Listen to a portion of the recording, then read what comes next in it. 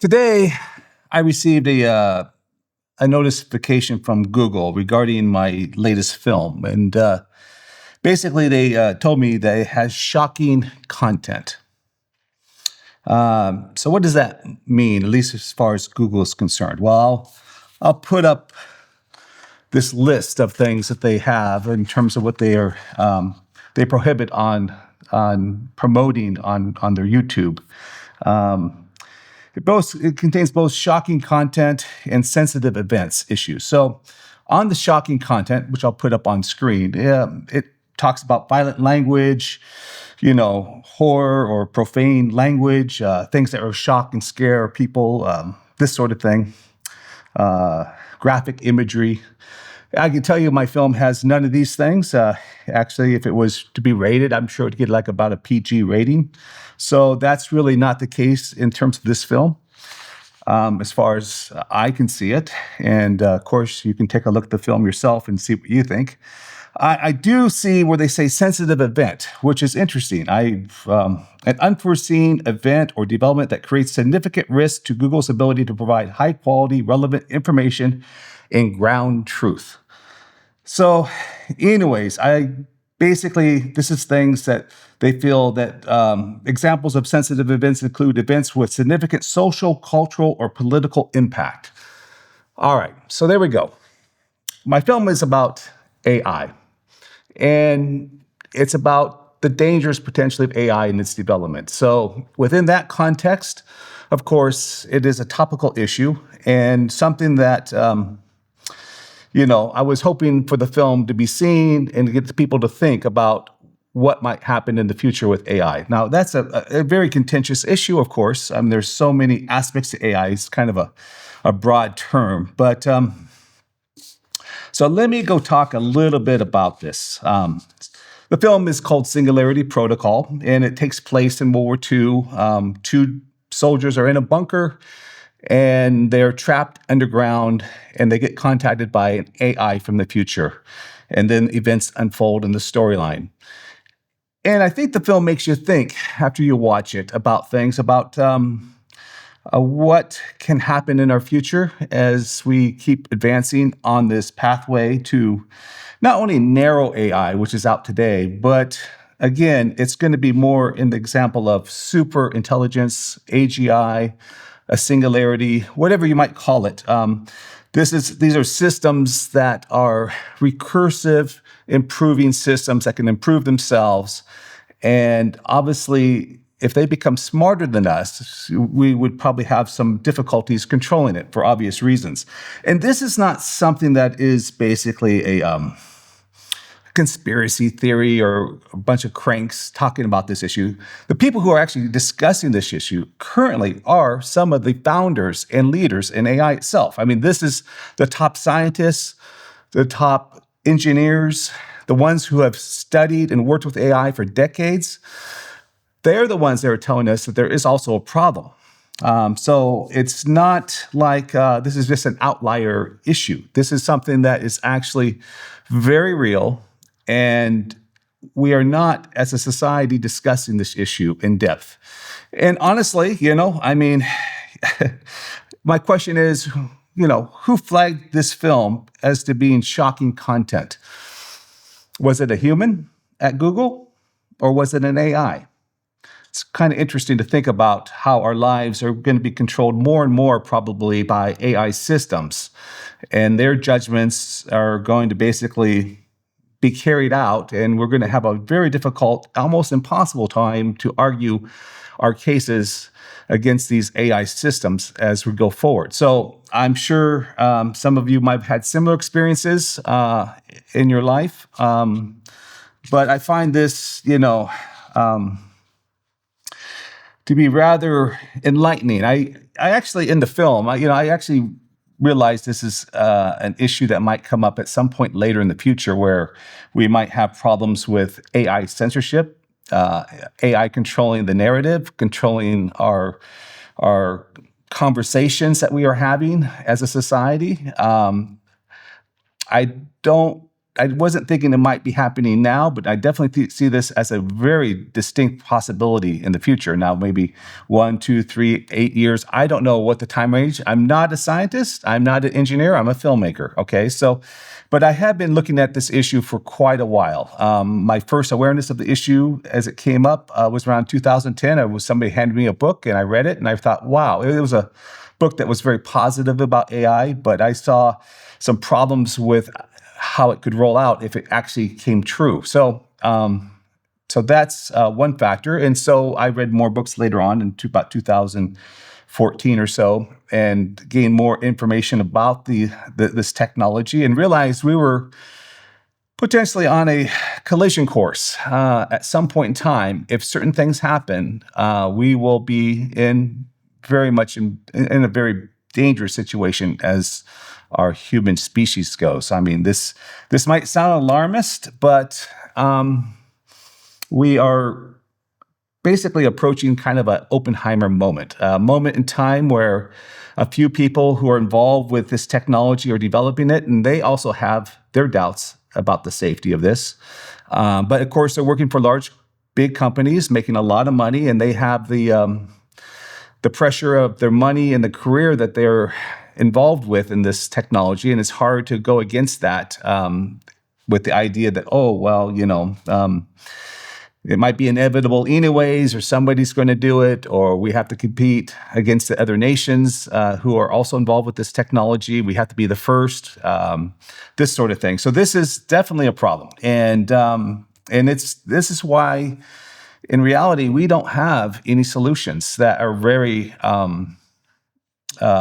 ones that we could say that would for sure work on this situation. Now, what I'm talking about in this concept now, a lot of the narrow AI will start to take away people's jobs, and it will cause a lot of disruptions in the years ahead with the population. That's one element of AI. There's going to be a lot of benefits, though, too, of course. There's going to be things that allow us to discover new drugs and new ways to save lives, and to expand our knowledge of physics and mathematics and the technology. And there's going to be a lot of benefits, of course. It's no doubt that it enhances our ability to do things. But what I'm really talking about is what happens if the event occurs where an AI system is able to basically rewrite its own code and self-improve itself, to recursively improve its code and its ability to learn and act on things. And whether you call it consciousness or not or whatever, an AI that can basically outcompete us if it chooses to. It's going to be at that point in time where we will probably be too late to stop this takeover if it happens in that way. Because, something that has a lot more intelligence than we do is able to control things and able to do things on such a massive scale. So let me give you an example. It can influence us. It could divide us. It could play one side off of the other. It could actually control some of our military systems. It could eventually control our politicians and control our societies, our voters, the way we look at the world, by feeding us information that it wants to feed us, and to eliminate the information streams that might go counter to that argument.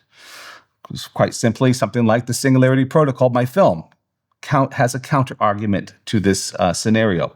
So I guess the question is, I was hoping for the film to, trigger people to have more conversations about this topic. I think it's definitely the sensitive content, the shocking content, as it was being framed as the film. This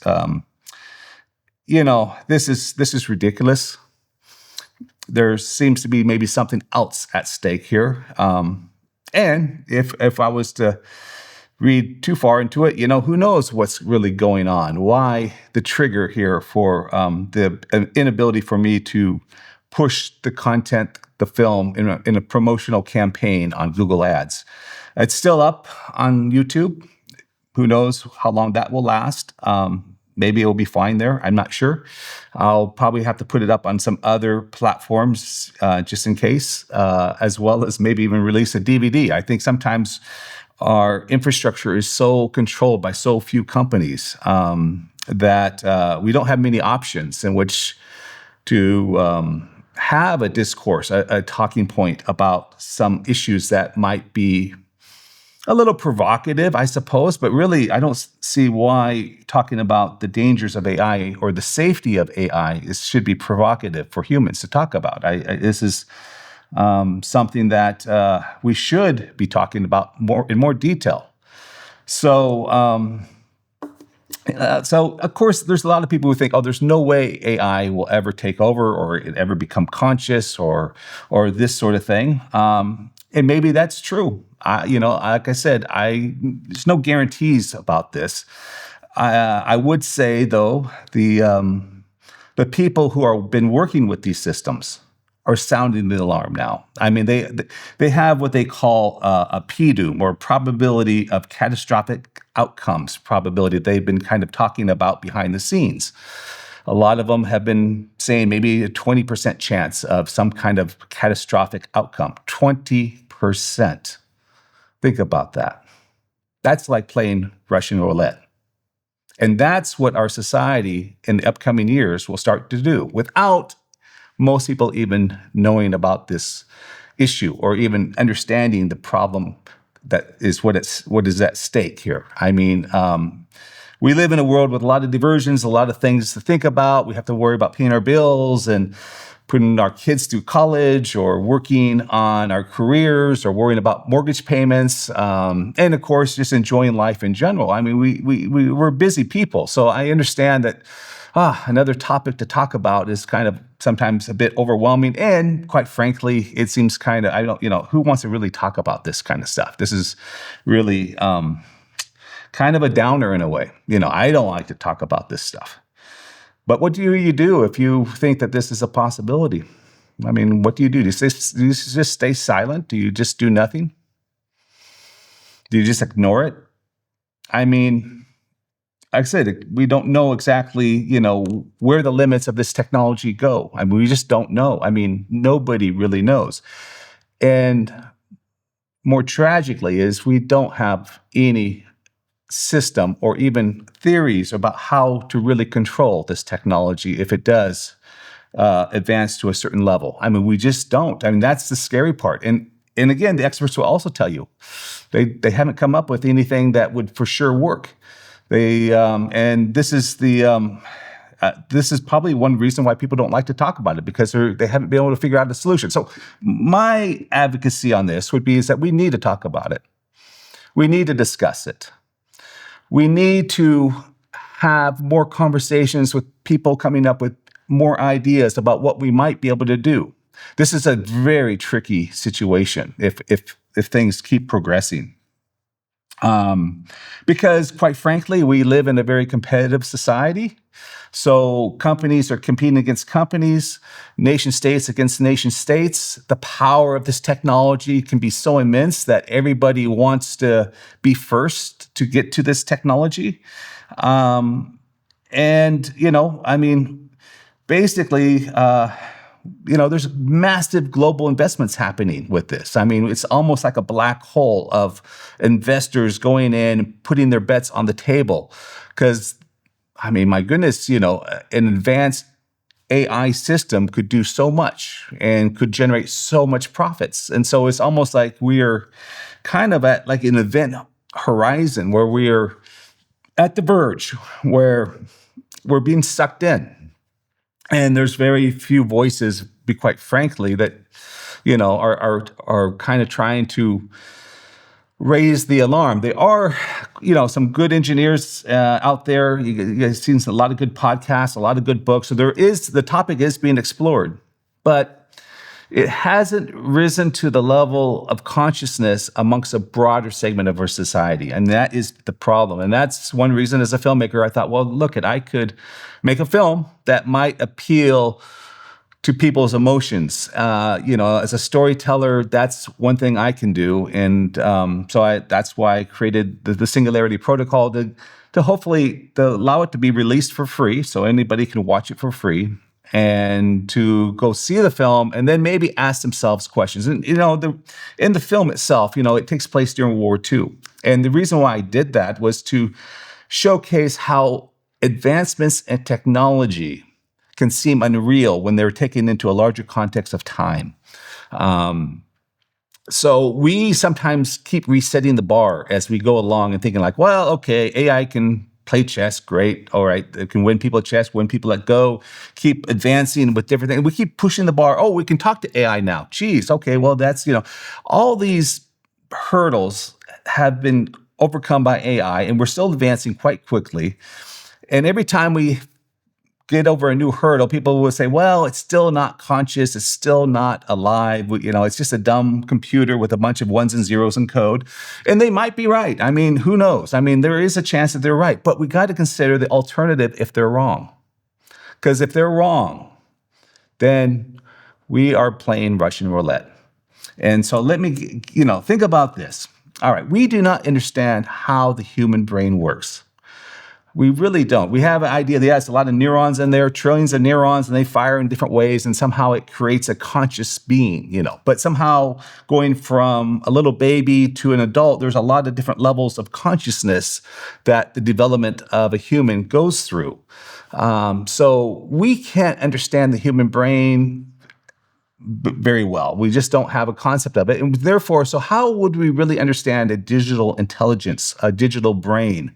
How can we say for sure that can't be acquired in a digital context of trillions of circuits, of whatever you call it, transistors, or that we connect together, and the system itself grows to such a level of abilities that who's to say that it doesn't become, in some ways, conscious, or at least can act on its own terms. It can become something that self-improves and decides its own fate, and obviously the fate of us too. So we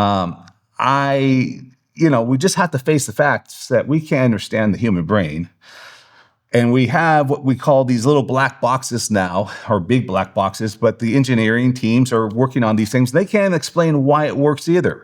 How these models, these artificial intelligent models, how they feed it data and how it reorganizes somehow that data to pull together patterns and and then be able to actually talk to us in multiple different languages as just like a regular human being would. I mean, this is absolutely amazing technology, and it's still advancing. So, we are at that Oppenheimer moment now. I mean, it is. We've gone through that process with nuclear systems, nuclear weapons, nuclear technology, nuclear energy, technology, pros and benefits and cons to it. I mean, we've all lived under this kind of idea that, our societies could be wiped out with a nuclear war. And this is, when we advance into a new technology, it affects all of us. So, on the one hand, we need to have some mechanism to think about safety and security of this technology as it goes forward. It's essential to everybody, including the people working at these AI companies, including members of our government who are to oversee this. So we need to have that discussion now. I mean, we don't know exactly how much time we have left in which to be able to actually have control of our own human, culture, people, societies, governments, before something, an intelligent explosion happens where the AIs are so powerful that they're able to re-engineer, everything. And we might not end up in very good shape. So, everybody has a stake in this. We all have a stake in this, and we need to talk about it. That's all we, Probably we do need some government intervention to oversee and to figure out what is safe and how to go safely into this future. I mean, we have, safety for cars and airplanes, right? Think about it as very simply that we're all going on to an aircraft in the years ahead. And if we don't have some kind of government oversight or some kind of safety controls and for humanity to get on this airplane and take a ride and knowing that maybe there's a chance it just all falls and we all go kaput. Yeah, that's crazy. That's crazy. But and of course there are some reasons why it's a difficult question of how to handle this. Again, I'll allude to, we do have the competitive nature of people, companies. If you're working at an AI company and you can make millions and millions of dollars, or maybe even billions of dollars, that's a incentive to keep going forward. The rest of us, 99% of humanity doesn't get a benefit from those millions or billions of dollars per se directly. So therefore, yes, there might be definitely some enhancements with AI that allow us to make our lives somewhat better in different ways. But I don't think we really would gamble our own lives away, and we don't even have a financial incentive on a large scale like these other people do to play this game. So this. But beyond that, I don't think anybody wants to really, if they felt that it was going to happen, they really want it. But the problem is it's getting people to realize that this is extremely tough. And partly people just don't bring it up and they kind of talk quietly about it because there hasn't been any answers. And we really need a crash course in finding some answers on the safety of AI for our future, especially for the super intelligent versions of AI that are coming down the pipeline. There will be a time where it'll be too late. We have this point of no return, which we may never really know where that happens, where it will become too late. It might mean that we're still functioning, but there might be a point where the power of AI has exceed our ability to control it. And so, we have to act now before that point of no return happens. So, kind of to wrap this up, what would I suggest that we do? I've been thinking about this, and I think it's all indicative for each of us to do what we can in our particular situation. It might be that we write a letter to our government officials saying that we're concerned about this issue. For those who are working in the AI companies, who are the engineers and scientists that are pushing forward, they can maybe advocate from within the walls of those organizations, trying to help their leaders and the business leaders that run those companies to try to put AI safety on the table in a serious way. If there is some event that they see that is extremely dangerous, well, then maybe they should let the rest of the world know about that situation. I mean, that's just the reality, is that we need sometimes to have insight into what's going on. But basically, we should treat this on a more serious level. We do need international cooperation on this. This is the tricky part. This is really the tricky part. We do not have a world that trusts each other, for sure. We're far from that. And of course, the default position there is that, yes, the United States should rush to the technology first. But the problem with anybody rushing to the technology is that if we overstep, it's too late for all of us. I mean, so whether it's the Americans or the British or the Chinese or whoever who develops this technology first, maybe accidentally even, and that is a real possibility, it will affect the entire planet, our entire society. So this, there is, I think that probably nation states could start to understand that this is a huge problem up ahead, and they all have a reason not to, lose the power of humanity to make its own decisions, right? I mean, no government wants to lose control to some other entity, and this digital entity, this super intelligence or singularity kind of whatever you want to call it, it's going to be potentially like an alien on our planet. I mean, it will be thinking a bit differently. It will think in different ways that we won't even understand. I mean, we try to sometimes model these systems on some kind of human attributes, just like when we look at an animal, we sometimes kind of project onto that some human attributes of its, but this is not going to be the case really in reality, right? I mean, this is going to be a new intelligence, a new species on the planet in a way, far superior in terms of its able to do things, because this is just the way that it doesn't we obviously would probably lose control. I mean, how do we connect that? I mean, the godfather of AI, Jeff Hinton, he has this idea that maybe there's this state where the super AI could represent the mother and we are the baby and the mother will take care of the baby kind of framework. I mean, this is a guy that's thought a lot about AI safety, and he's thought a lot about AI because he's had about 50 years in the field. And,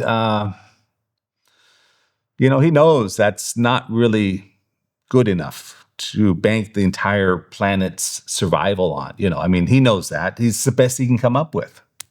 And that's the problem. Nobody has able to come up with a mechanism that seems to be workable. And therefore, burying our heads in the sand is really not a great formula for controlling our future.